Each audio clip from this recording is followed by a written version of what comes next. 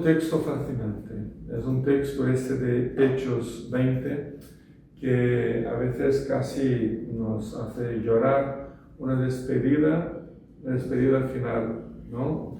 Un texto fascinante porque se refiere a una predicación de Pablo a los líderes de la iglesia en Éfeso en un momento único de sus vidas y de la propia vida de Pablo.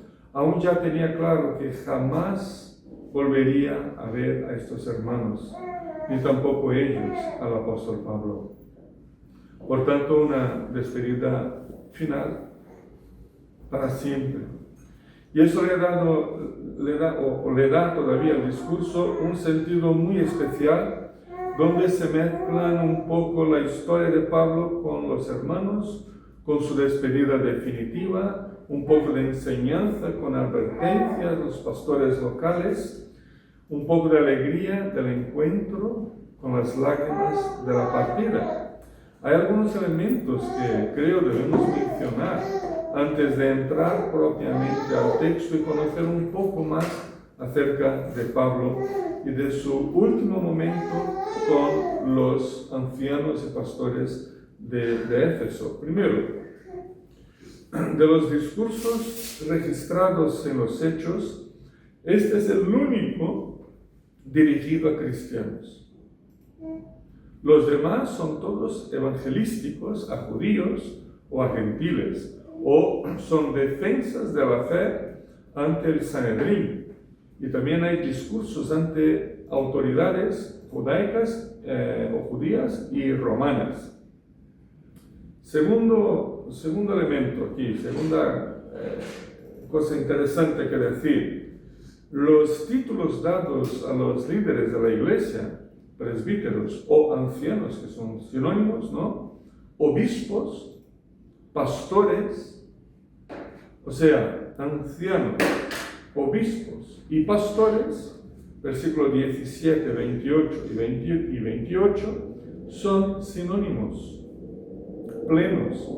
Se refieren a las mismas personas llamadas para alimentar y cuidar de la iglesia. Desde la perspectiva del Nuevo Testamento, los ancianos o presbíteros y los obispos y los pastores tienen la misma función, la función de cuidar, alimentar a la iglesia.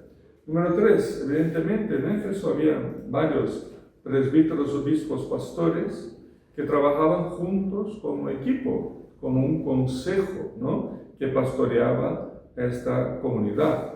4. Se sabe que Lucas es el escritor de los Hechos, ¿no? Se sabe que Lucas estuvo presente a este encuentro, versículos 13 al 16, y muy posiblemente haya tomado apuntes de todo lo que dijo Pablo, puesto que en este discurso tiene un sabor muy paulino, porque en otros no se reconoce tanto el olor del apóstol Pablo, porque claro, el redactor usó muchas de sus propias palabras al decir lo que Pablo estaba predicando, pero aquí no. Aquí parece que Lucas tomó apuntes y luego compuso la predicación de Pablo, así que es uno de los discursos de Pablo en Hechos que más sabor tiene a Pablo, ¿no? Y los principales temas de sus cartas son aquí mencionados.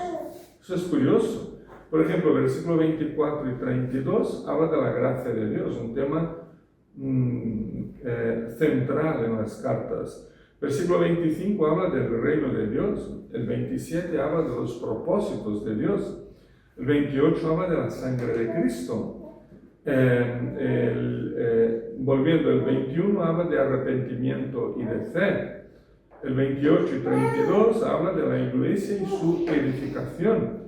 El 23 y 24 nos habla del sufrimiento inevitable que él, Pablo, lo tenía claro que iba a pasar, pero que es un sufrimiento inevitable a todos los que seguimos a Cristo. Versículo 29 y 30 habla del peligro de los falsos maestros. El 28 y 31 de la necesidad de estar vigilantes. El 24 habla de la carrera cristiana. El 32 de la herencia final, lo que esperamos, ¿no? Para la segunda venida de Cristo. Entonces, ¿qué es lo que tenemos? Una predicación de Pablo en que él habla de todo el contenido de todas sus cartas.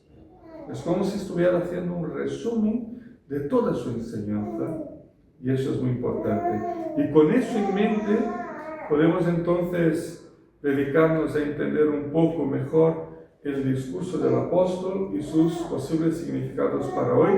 Y el título que le di es de la era apostólica a la era postapostólica, porque el apóstol se despedía y su era, ¿no? La historia de las iglesias paulinas, las iglesias fundadas por Pablo, como la de Éfeso, por ejemplo, la era en que el apóstol estaba presente, pues esta era se estaba acabando. Él se despedía, no porque jamás los volvería a ver, también por eso, pero él se despedía como apóstol. Él decía: tenéis que poner atención en una cosa muy importante. Por ahora estamos los apóstoles.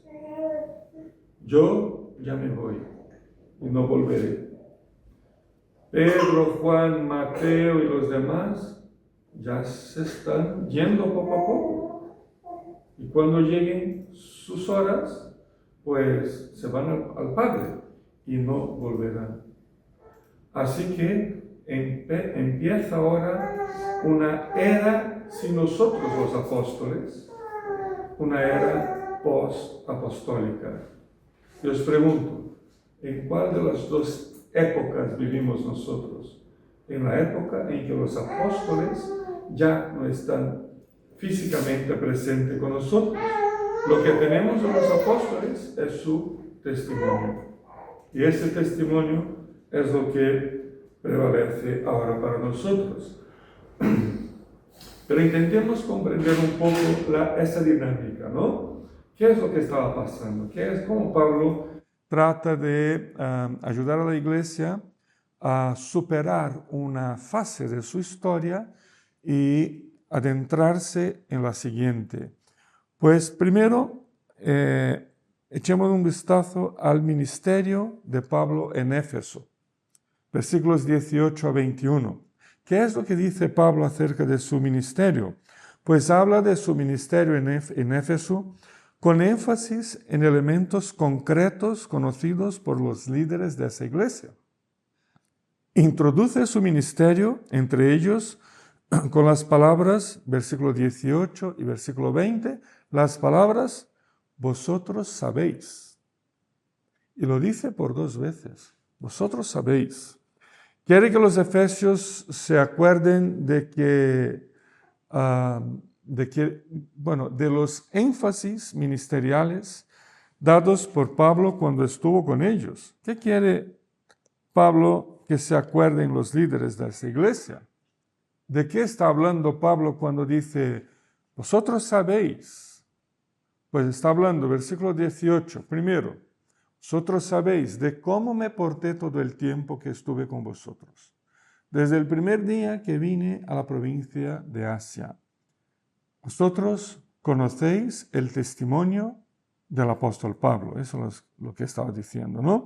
El testimonio dado por Pablo era su primera credencial cristiana y era una forma clara de confirmar que su ministerio había sido fructífero en Éfeso.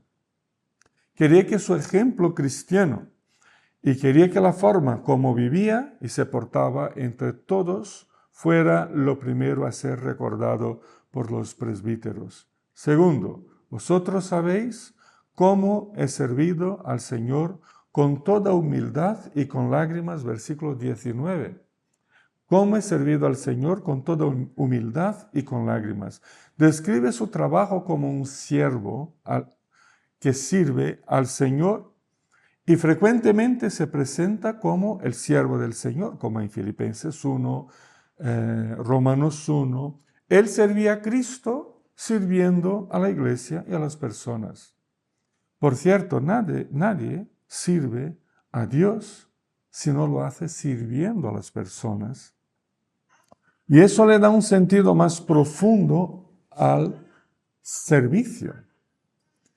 O sea, ni Pablo ni ninguno de nosotros podemos hablar de servir si no nos dedicamos a servir a los hermanos y a los demás, con humildad y, si hace falta, con lágrimas. Si nos servimos a nosotros mismos o queremos que los demás nos sirvan en todo, es que todavía no hemos comprendido qué significa ser siervos de Cristo.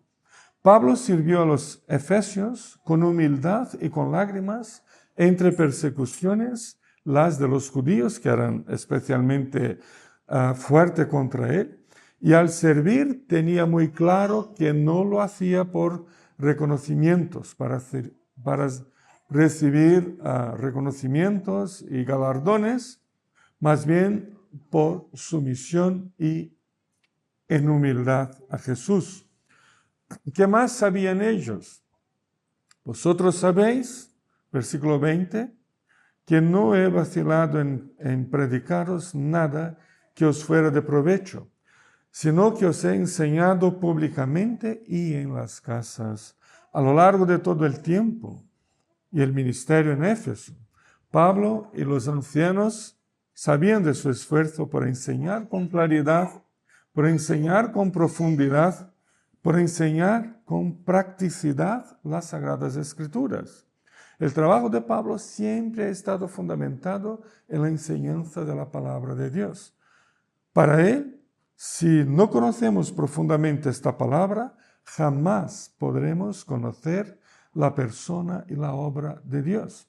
La enseñanza era uno de los pilares de su ministerio. Número 4. ¿Qué más sabían ellos? Vosotros sabéis que a judíos y griegos he instado a convertirse a Dios y a creer en nuestro Señor Jesús. Versículo 21. Otro fundamento de su ministerio ha sido la evangelización de judíos y de gentiles, o sea, de todos.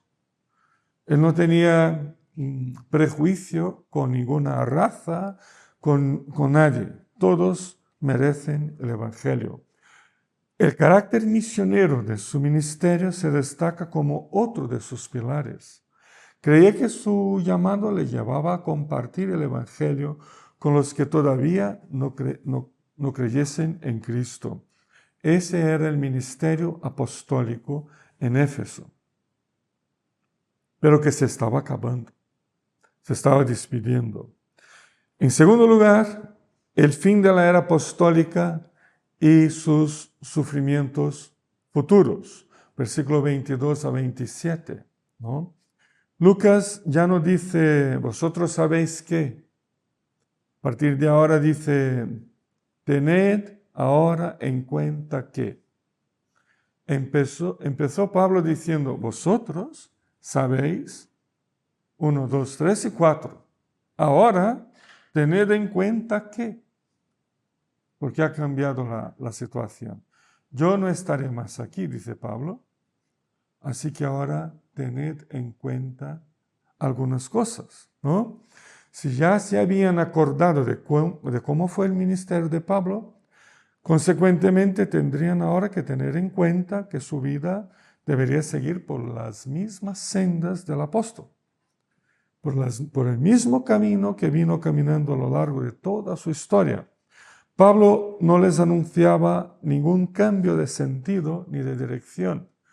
Pablo no estaba diciendo, mira, la era apostólica se acerca su final. Yo, por ejemplo, creo que soy el primero de los apóstoles que me voy. Los demás todavía se quedarán ahí un par de décadas, pero eso se acaba. Y él no dijo, por tanto ahora podéis seguir el camino que queráis. No, él dice, tened en cuenta que hay que seguir el camino apostólico. Por eso, hermanos, hasta hoy nosotros somos una iglesia apostólica, no romana, pero somos una iglesia que sigue las enseñanzas de los apóstoles. No hay ningún error en decir que somos una iglesia apostólica. Si su principal preocupación no era la de sobrevivir a las persecuciones, su principal preocupación no era escaquearse de los sufrimientos, ni tampoco de lo que le esperaba en Jerusalén, ¿no? Su preocupación principal, eso sí, era la de terminar su carrera y llevar a cabo el servicio de testificar de la gracia de Cristo que le había sido encomendado el Señor, algo que lo estaba haciendo en Éfeso. Él no estaba preocupado si lo iban a meter en cárcel, si lo iban a torturar, si sabía que eso iba a pasar. El Espíritu ya le estaba diciendo de diferentes formas lo que le esperaba en Jerusalén. No era nada agradable, pero él se preocupaba en completar su misión. Podría no ir a Jerusalén. No sé a dónde iría yo. Si supiera que si me fuera a tal lugar, pues me vendrían sufrimientos. Podría no ir a ese lugar y buscar otro sitio, donde la situación es más tranquila. Pero Pablo tenía claro en su mente y en su corazón que la voluntad de Dios era que él terminara su ministerio.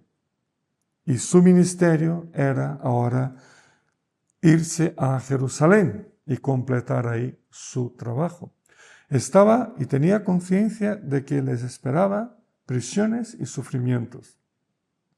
Pero parece que lo que más le preocupaba en cuanto a eso era que lo que más le dolía no era imaginar los azotes de los verdugos romanos. Lo que más le dolía era imaginar que jamás podría volver a estar con estos hermanos de Éfeso. No les vería jamás. Tenía muy claro que su vida no carecía de valor ante la grandeza de Dios y ante la importancia de que otros le conocieran al Señor, le reconocieran como su Padre y su Señor. Si eso le costara la vida, prisiones, enfermedades, soledad, como le costó, que como os dije la semana pasada, creo, Pablo se murió solo. Toda la iglesia lo abandonó. En sus últimos meses, él estuvo absolutamente solo, quizás la visita de Marcos y de Lucas. Ya estaba ciego, viejo y solo en una prisión. Pero lo que más le dolía era saber que no volvería a ver a los efesios, a quienes tanto quería y era por ellos querido. Posiblemente aquí este es el sufrimiento que más le costaba al apóstol, el saber que no estaría más con sus hermanos. Sin embargo, sabía muy bien que su ministerio entre ellos había sido completo, pues le había proclamado todo el propósito, todo el designio de Dios. Un ministerio completo. Había completado su carrera en Éfeso y con los efesios. Se completaba así la era apostólica para los efesios. Y con esta palabra, Pablo les preparaba para el inicio de su era postapostólica. Aunque años más tarde, ahí en Éfeso, se radicó el apóstol Juan, desde donde coordinaba las 7 iglesias de Asia Menor, como obispo de Asia Menor. Juan acaba viviendo en Éfeso, pero Pablo no sabía. Eso fue como 25 años más tarde, que se muda ahí el apóstol Juan. Pablo no podía adivinar el futuro, ¿no? Entonces, desde su perspectiva ministerial, ahora estos hermanos tenían que, número 3, iniciar la era posapostólica y recibir exhortaciones de parte de Pablo. Versículos 28 a 35. El pasado ministerial de Pablo, conocido por los efesios, sus nuevos desafíos ministeriales en Jerusalén, que debían los efesios tener en cuenta, iban a modelar el ministerio presente y futuro de estos pastores o este consejo de ancianos, obispos y pastores de Éfeso. Ahora sin el apoyo ni la presencia apostólica de forma directa y física. Pablo los prepara para asumir de manera plena sus responsabilidades ministeriales y vocacionales, para vivir la misión de Cristo en esta época posapostólica. Y Pablo les da algunas orientaciones que creo son las mismas para nosotros. Primera, versículo 28. Cuidad de vosotros mismos. Versículo 28. El cuidado con la vida personal y la búsqueda por la santidad de uno es lo primero que se exige de cualquier cristiano, pero sobre todo de nuestros líderes. La confesión arrepentida, la dedicación al estudio de la palabra, la sumisión a la voluntad de Dios, la vida de oración, etcétera, etcétera, son elementos que jamás pueden ser menospreciados o sustituidos. Número 1, cuidad de vosotros mismos. Número 2, seguimos en el versículo 28. Y cuidad de todo el rebaño sobre el cual el Espíritu Santo os ha puesto como obispo para pastorear la iglesia de Dios. Los ancianos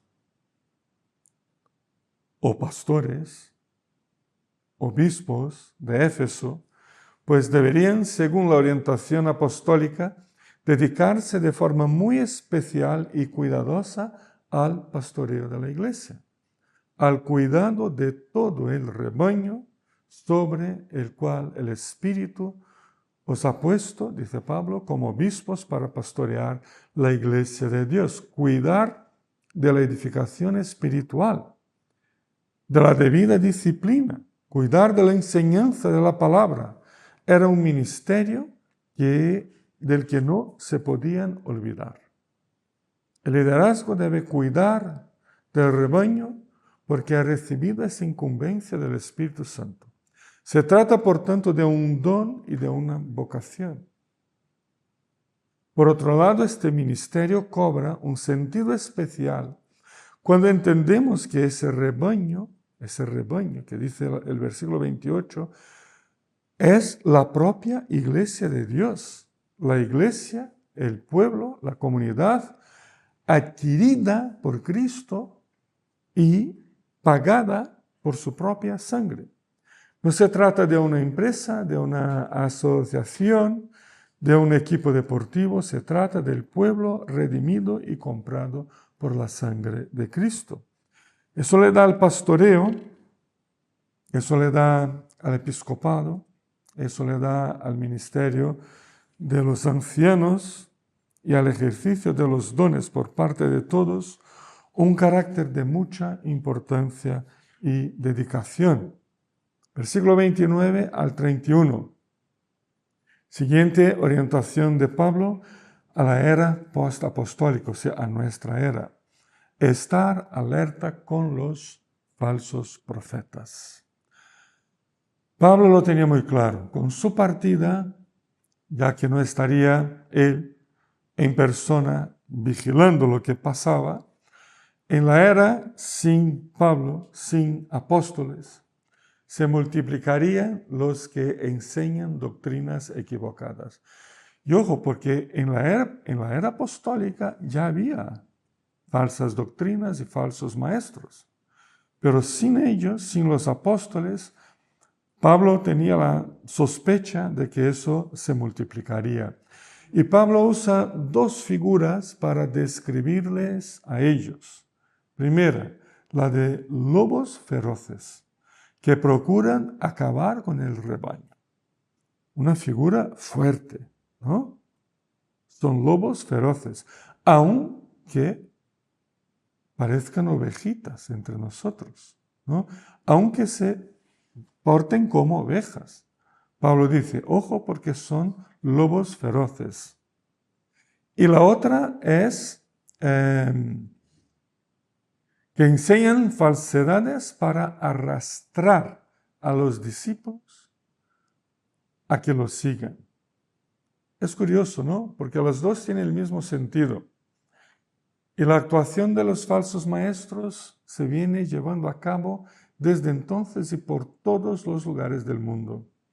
La amonestación del apóstol es muy importante. Estar alerta con los falsos profetas y sus enseñanzas es una de las principales responsabilidades de pastores, obispos y ancianos de un consejo.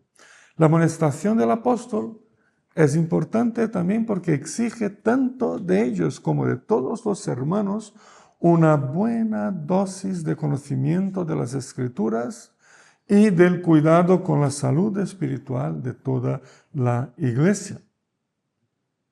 Pero vamos a la última orientación de Pablo, versículo 32 al 35, que es seguir el ejemplo apostólico. Por supuesto, Pablo recomienda a los líderes de Éfeso a Dios y al mensaje de su gracia. ¿Por qué? Porque solo Dios, por su generosa gracia, nos puede edificar y santificar como iglesia y como cristianos. Y con base en la gracia de Dios, los pastores y todos los hermanos de la iglesia de Éfeso y la nuestra y todas las demás, debemos espejarnos en el ejemplo de la vida cristiana dada por Pablo, sobre todo en lo que concierne a los temas personales, ¿no? A los temas, incluso al tema económico. En la iglesia, el ejemplo dado por Pablo fue: no he codiciado ni plata, ni oro, ni la ropa de nadie. Estas manos se han ocupado de mis propias necesidades y de las de mis compañeros. Con mi ejemplo os he mostrado que es preciso trabajar duro para ayudar a los necesitados. Pues seguir el ejemplo apostólico nos conduce a una vida sencilla, contentos con lo que nos da el Señor, dispuestos a disponer de lo que tenemos para ayudar a otros en necesidad. El tema económico en la iglesia puede ser causa de muchísimos problemas, desconfianzas, conflictos, desentendimientos, incluso divisiones.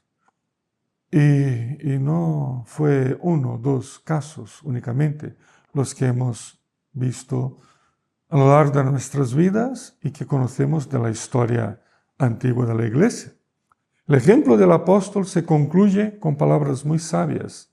Él dice: hay más dicha en dar que en recibir. Si tomamos este versículo, esta frase, ¿no?, de Pablo, y la dejamos escrita en la nevera, por ejemplo, o en nuestra mesa de trabajo, hay más dicha en dar que en recibir, y meditamos en ello cada día, cada mañana, pues creo que podemos comprender un poco mejor el camino cristiano de vida, el camino de los apóstoles. Todo se resume en cómo cada uno de nosotros nos relacionamos con nuestros propios recursos y bienes, no solo con la tesorería de una iglesia, ¿no? No son solo para nuestros caprichos y deseos, también lo son para ser compartido con los que necesitan ayuda. 4 conclusiones. Primera, necesitamos madurar eclesialmente, como era lo que Pablo quería para la iglesia en Éfeso, al pasar de su era apostólica a esa era post-apostólica. Necesitamos madurar como comunidad. 2. Segundo, necesitamos madurar teológicamente, sobre todo para creer mejor, para creer con más profundidad, para crecer espiritualmente en el conocimiento de la palabra de Dios y para afrontar con la constante amenaza de falsas enseñanzas. Tercero, necesitamos madurar pastoralmente, como líderes y como creyentes, cuidándonos mutuamente, cuidándonos como iglesia. Cuarta, necesitamos madurar misionalmente, reconociendo que nuestra vocación personal y eclesial nos apunta hacia a los demás seres humanos con el mensaje de la gracia de Cristo. Amén. Amén. Que Dios nos bendiga.